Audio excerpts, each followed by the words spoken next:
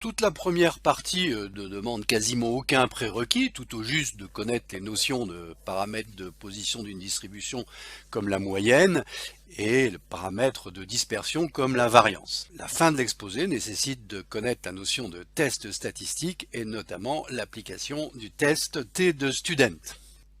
Nous allons tout de suite commencer par un exemple concret. La liste des nombres que vous voyez sur ce tableau correspond au résultat de l'analyse d'une série de sérums par une technique de laboratoire dosant un certain paramètre. Alors peu importe les unités utilisées, je ne vous parlerai ni de la technique elle-même, ni du paramètre mesuré, afin de ne pas parasiter la démonstration. La seule chose intéressante à regarder pour l'instant, c'est qu'il s'agit d'une variable quantitative avec des valeurs variant d'un minimum à un maximum et qu'on peut représenter par un histogramme de distribution. Voici maintenant à droite une deuxième liste de nombres correspondant au résultat d'une deuxième technique de dosage du paramètre. Alors il s'agit là encore d'une variable quantitative s'exprimant par un nombre et vous remarquerez au passage que les unités utilisées ne sont pas du tout les mêmes que celles de la première technique. Nous nous trouvons donc maintenant en présence de deux séries de valeurs, de deux variables quantitatives. Chaque sérum a été testé deux fois. Nous sommes donc en présence de deux séries qu'on va qualifier de séries appariées. Et la question qui se pose est de savoir si ces deux techniques donnent des résultats similaires, si elles sont concordantes, si elles sont corrélées. Par exemple, si un résultat est élevé avec la technique 1, est-il aussi élevé avec la technique numéro 2 ? Si un résultat est bas avec la technique 1, est-il plutôt bas avec la technique numéro 2 ? Mais vous voyez tout de suite la difficulté en regardant simplement les nombres qui sont trop nombreux pour pouvoir être comparés et qui en outre ne sont pas distribués selon la même échelle. Alors pour y voir un peu plus clair, on va construire un graphique permettant de situer dans un espace à deux dimensions chaque couple de valeurs des deux variables. On va choisir par exemple de représenter en abscisse la gamme des résultats de la technique 1 et en ordonnée la gamme des résultats de la technique 2. Notez qu'on aurait pu tout aussi bien faire l'inverse, dans l'exemple présent, cela n'a aucune importance. Et pour chaque couple de valeurs, on va marquer le point dont l'abscisse x est la valeur trouvée par la technique numéro 1 et l'ordonnée y la valeur trouvée par la technique numéro 2. Ici, on marque le premier sérum dont les résultats étaient respectivement 9,3 et 0,16. Puis le deuxième point correspondant aux deux valeurs du deuxième sérum, 13 et 0,18. Un troisième sérum, et ainsi de suite, pour obtenir une sorte de nuage composé de 30 points correspondant aux 30 couples des valeurs observées. Alors que peut-on lire sur ce graphique?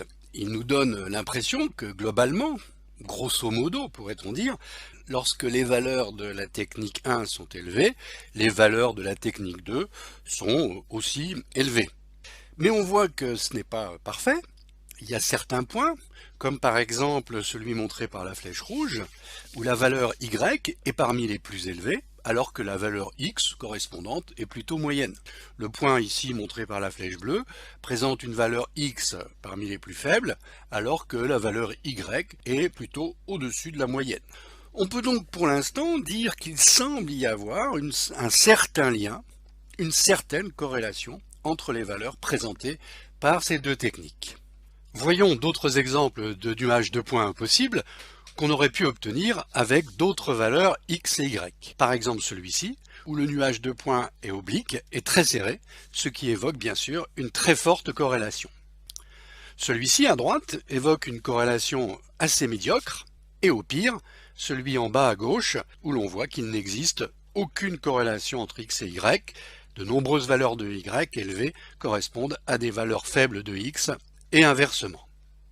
Et enfin, il est possible d'obtenir un nuage de points ayant cette allure, où plus les valeurs de x sont élevées, plus les valeurs de y sont faibles.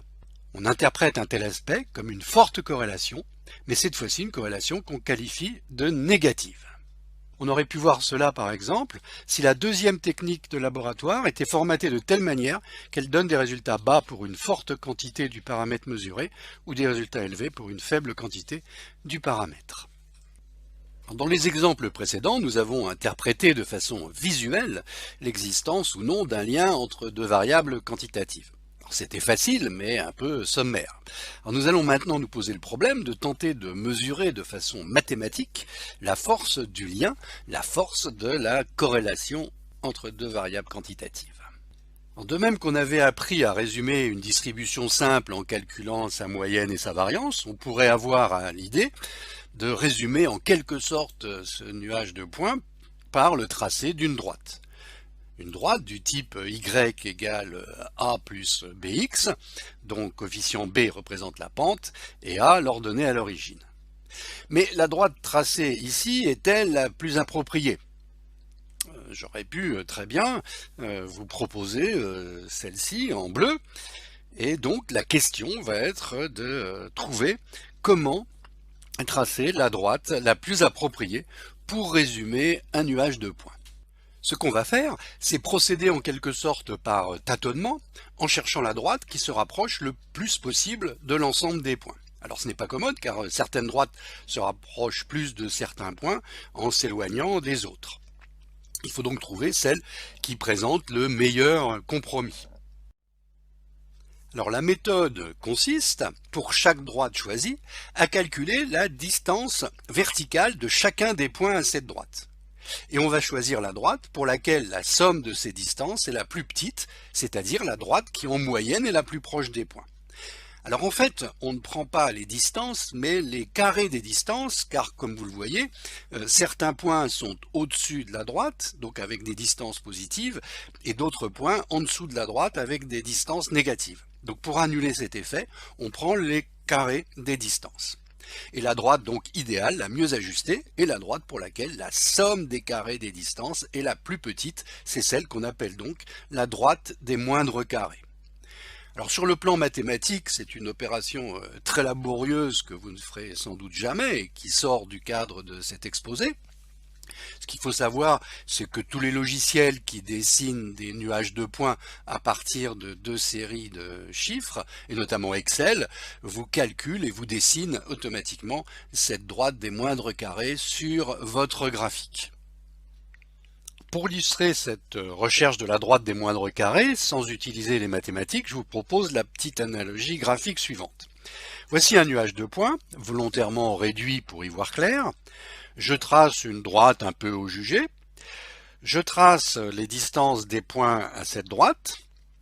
Et maintenant, je vais élever au carré chacune de ces distances. Alors, je vais le faire graphiquement, c'est-à-dire que je vais prendre le carré des distances. Ici, le carré de la distance du premier point à la droite.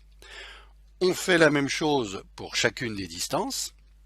Et finalement, j'empile ces carrés les uns sur les autres, ce qui nous donne la surface totale des carrés en bas à droite, surface qui représente bien la somme des carrés des écarts à la droite. Maintenant, traçons une deuxième droite. On refait les mêmes opérations en dessinant les carrés des distances à cette droite. Et en bas, on empile ces carrés pour en faire la somme. Et si on compare les deux surfaces correspondant à ces deux droites, eh bien on constate que la somme des carrés des distances à la deuxième droite est plus petite que la première. Elle est donc mieux ajustée. Essayons une troisième droite. Prenons la somme des carrés des distances et comparons-la aux deux précédentes. Et vous voyez que la troisième est toujours inférieure à la première, mais sensiblement identique à la seconde. On n'a pas fait un grand progrès en traçant cette troisième droite. Voyons enfin une quatrième droite avec la surface des carrés correspondante. Et vous constatez que la somme des carrés des distances à cette quatrième droite est la plus faible des quatre que nous avons testées. Et si on ne trouve pas une surface plus petite, eh bien on peut donc dire que la droite D4 est la droite des moindres carrés, c'est la droite la mieux ajustée au nuage de points.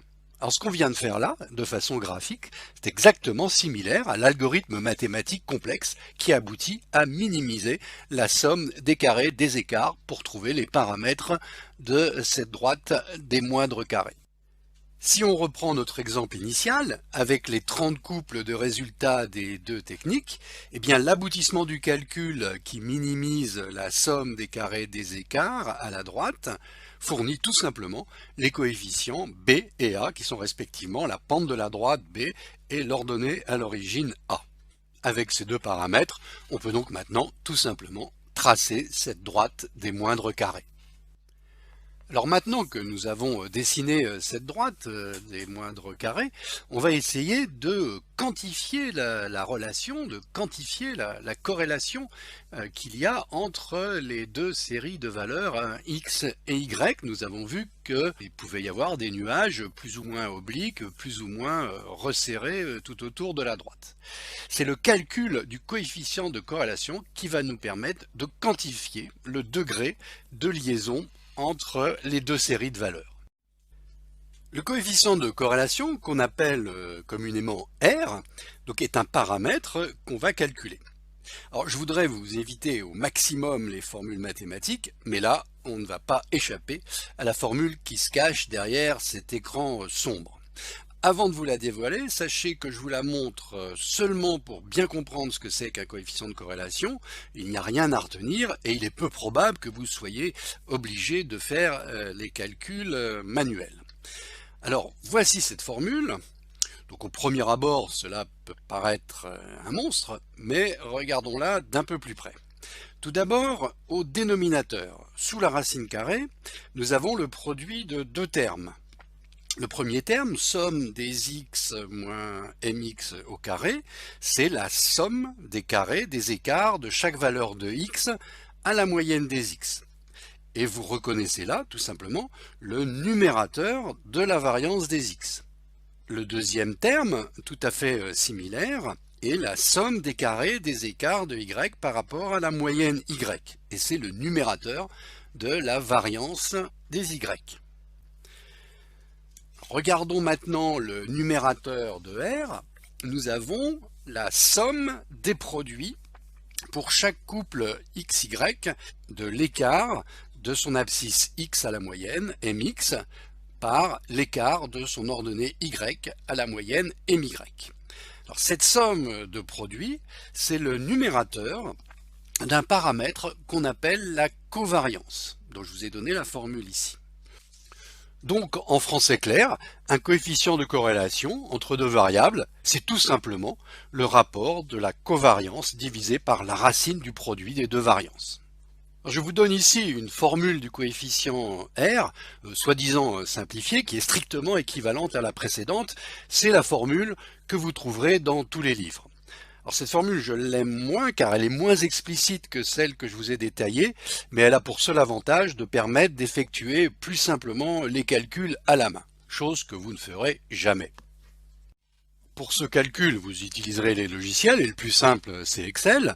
Nous avons reproduit ici à gauche les 30 couples de valeurs des résultats de nos deux techniques et il suffit d'entrer dans n'importe quelle case du tableur la syntaxe suivante égale coefficient point corrélation sans accent avec entre parenthèses la première série de valeurs qui se trouve dans les cases A2 à A31, ce qui s'écrit A2 2.A31, et séparé par un point virgule, la seconde série de valeurs, ici B2 à B31. Et on obtient immédiatement la valeur du coefficient de corrélation R, qui est ici égal à 0,83. Donc le calcul d'un coefficient de corrélation ne doit pas être un problème, et ce qui doit retenir votre attention, c'est l'interprétation de son résultat. Alors tout d'abord, un coefficient de corrélation, de par sa formule, ne peut prendre que des valeurs comprises entre moins 1 et plus 1. Un coefficient de corrélation qui serait égal à 1 témoignerait d'une corrélation parfaite où tous les points se confondraient avec la droite des moindres carrés. En haut à droite, ce coefficient de corrélation de 0,4 correspond à une corrélation médiocre, mais néanmoins existante. Dans l'exemple en bas à gauche, le coefficient de corrélation est nul, la pente de la droite des moindres carrés est horizontale, il n'existe aucune corrélation, on observe n'importe quelle valeur de y pour n'importe quelle valeur de x. Et enfin, dernier exemple, ici un coefficient de corrélation de moins 0,9, proche de moins 1, qui témoigne d'une très forte corrélation négative, plus les x sont grands, plus les y sont petits, et inversement. Le dernier problème qui nous reste à envisager est de savoir à partir de quelle valeur peut-on dire qu'il existe réellement une corrélation. ou en d'autres termes, comment mesurer le degré de signification d'un coefficient de corrélation. C'est ce que nous allons faire au moyen d'un test statistique. Revenons à notre exemple où nous avions trouvé un coefficient de corrélation de 0,83. Ce coefficient, cette valeur de 0,83, est-elle significative? Peut-on affirmer qu'il existe un lien entre les résultats des deux techniques comme semble montrer visuellement le graphique? Comme pour tout test statistique, on va commencer par poser le jeu des hypothèses. Hypothèse nulle, le coefficient de corrélation que j'ai appelé ici ρ car il concerne la population théorique, est égal à 0, il n'existe aucune corrélation. Hypothèse alternative H1 qu'on adoptera si on peut rejeter H0, le coefficient de corrélation ρ est différent de 0, que ce soit dans le sens positif ou négatif. Donc si on revient à notre exemple concret de la question d'un lien possible entre les résultats de la technique 1 et ceux de la technique 2, hypothèse nulle, aucun lien entre les deux techniques, hypothèse alternative, il y a un lien entre les deux techniques. Le test lui-même n'est pas très compliqué, il s'agit d'un simple test T de student, où l'on teste la valeur du coefficient de corrélation R par rapport à 0 en le divisant par son écart type SR. La formule de l'écart type est elle-même assez simple, c'est la racine de 1 moins R au carré divisé par le nombre de couples de valeurs moins 2. Et on regarde la valeur de t trouvée dans la table de student avec n-2 degrés de liberté. En revenant à notre exemple, où l'on avait trouvé un coefficient R à 0,83 pour 30 couples de valeurs x et y, on calcule l'écart type de RSR, racine de 1 moins 0,83 au carré divisé par 28, ce qui nous donne 0,11. On calcule la statistique T, 0,83 divisé par 0,11, ce qui nous donne 7,5. Et en regardant dans la table à 28 degrés de liberté, on observe un petit p inférieur à 10 puissance moins 6. Alors pour ceux qui n'auraient pas envie de faire ces calculs, je vous donne ici la syntaxe avec le logiciel Stata. La commande s'appelle pwco2r avec le nom des deux variables. Ici on les a appelées tech1 et tech2, virgule, SIG pour avoir le test statistique. Donc cela nous donne exactement les mêmes résultats comme on s'y attendait. Pour conclure le test de notre exemple, on dira qu'il existe une forte corrélation entre les deux techniques 1 et 2, avec un coefficient de 0,83, corrélation statistiquement très significative avec un petit p inférieur à 10 puissance moins 6. Alors comment interpréter les résultats d'un tel test? Vous constatez qu'à l'issue d'un test de corrélation, on dispose de deux paramètres, un coefficient R compris entre moins 1 et plus 1, et le degré de signification petit p. Alors le coefficient R nous donne la force du lien. Plus R est proche de plus 1 ou de moins 1, plus la liaison est forte. Plus R est proche de 0, moins la liaison est forte. Alors que petit p nous donne le degré de signification du test, c'est-à-dire le degré de confiance avec lequel on peut affirmer que la liaison existe. Donc vous voyez que ces deux notions sont radicalement différentes. Dans cet exemple, vous avez un coefficient R qui est élevé, avec une apparente corrélation, une forte liaison, mais l'échantillon est de très petite taille, et le test donne un petit p supérieur à 0,05 qui est non significatif, et donc on ne peut pas affirmer avec certitude l'existence d'une corrélation. A l'inverse, dans cet exemple, la liaison n'est pas très forte entre x et y, le coefficient de corrélation est faible, mais l'échantillon est de grande taille et le test montre une liaison néanmoins significative. On peut donc affirmer qu'il existe une liaison entre x et y, mais le lien est de faible intensité. Quelles sont les conditions d'application de la corrélation et les limites du test de corrélation? Première condition, les variables x et y doivent être des variables aléatoires. Ce qui veut dire que les résultats de nos techniques, par exemple, doivent être indépendants d'un sérum à l'autre. Le résultat d'un sérum ne doit pas dépendre du résultat du sérum précédent, par exemple. Par ailleurs, le résultat de la technique 1 ne doit pas dépendre du résultat de la technique 2. Deuxième condition, l'association entre les deux variables x et y doit être linéaire. Alors qu'est-ce que cela veut dire? Si l'on prend l'exemple ci-dessous, on voit qu'il existe une très forte relation entre x et y, mais cette relation n'est pas linéaire, elle est de type parabolique inversé. Et donc, le calcul de la droite des moindres carrés tel que nous venons de le voir et du coefficient de corrélation linéaire montre l'absence totale de corrélation, alors que pourtant elle est manifeste. Donc, dans ce cas, il faudra utiliser un autre modèle de corrélation correspondant mieux aux données. Dans l'exemple à droite, on obtiendrait certes une corrélation linéaire qui serait peut-être significative, mais on perd de la puissance et on constate que la droite n'est pas du tout prédictive pour des valeurs de x qui seraient encore plus grandes que celles qui sont présentées ici. Donc il serait pertinent d'utiliser un modèle non idéaire, modèle polynomial, s'adaptant de façon plus juste au profil de cette courbe. Dans l'exemple en bas à gauche, on constate qu'à partir d'une certaine valeur des x, les valeurs de y ne varient quasiment plus. Il y a en quelque sorte une saturation du phénomène, ce qui est relativement fréquent en biologie et dans les sciences de la vie. Donc la corrélation calculée, la droite des moindres carrés, semble médiocre, alors que si on limite l'étude à la gamme des valeurs de x les plus faibles, c'est-à-dire à la partie de la courbe qui est d'allure linéaire, on constate alors une très forte corrélation. Alors une troisième condition, assez complexe à comprendre, s'énonce en disant que la distribution conditionnelle d'une des deux variables, peu importe laquelle, doit être normale et de variance constante. Alors qu'est-ce que ça veut dire? Eh bien par exemple, pour une valeur donnée de x, les différentes valeurs de y qui correspondent à cette valeur de x doivent se distribuer de façon normale. Et l'ensemble de ces distributions qu'on dit liées, doivent avoir une variance identique. Alors tout ceci est très théorique et bien entendu totalement invérifiable en pratique. La seule chose qu'il est important de bien comprendre avec cette notion de variance liée constante est que la corrélation est très sensible à des valeurs extrêmes aberrantes.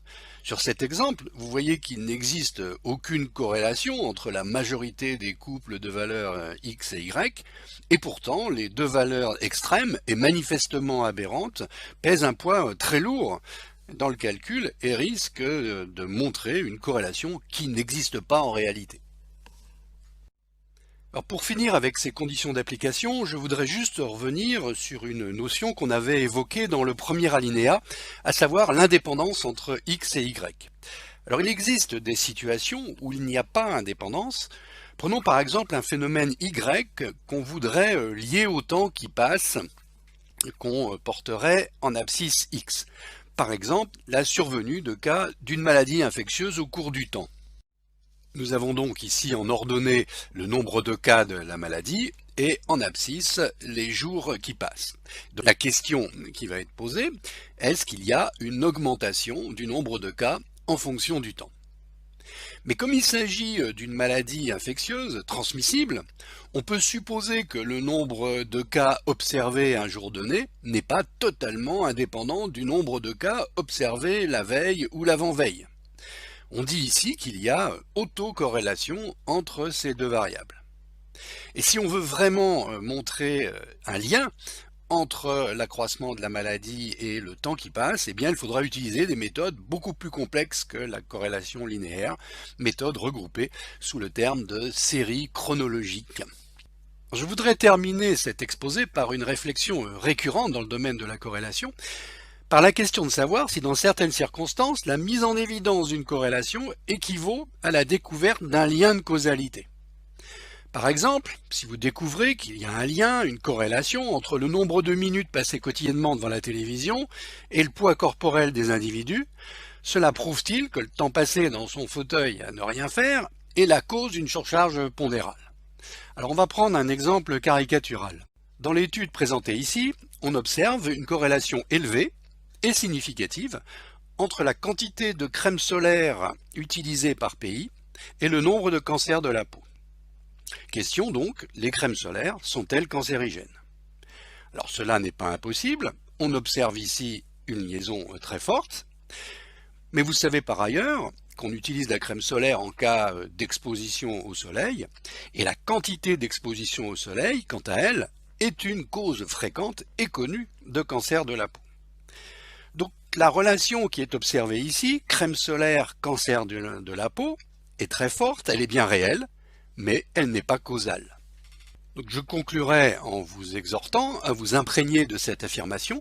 La mise en évidence d'une corrélation, aussi forte soit-elle, n'est aucunement la preuve d'une relation causale. Et si vous voulez plus d'éléments portant sur la notion de causalité, je vous renvoie à l'exposé consacré à ce sujet. J'en ai fini ici avec l'exposé sur donc la corrélation linéaire simple. Il existe d'autres tests relatifs à la corrélation. Donc il y aura un exposé sur le test de corrélation des rangs de Spearman qui s'applique un peu dans les mêmes conditions que la corrélation qu'on vient de voir.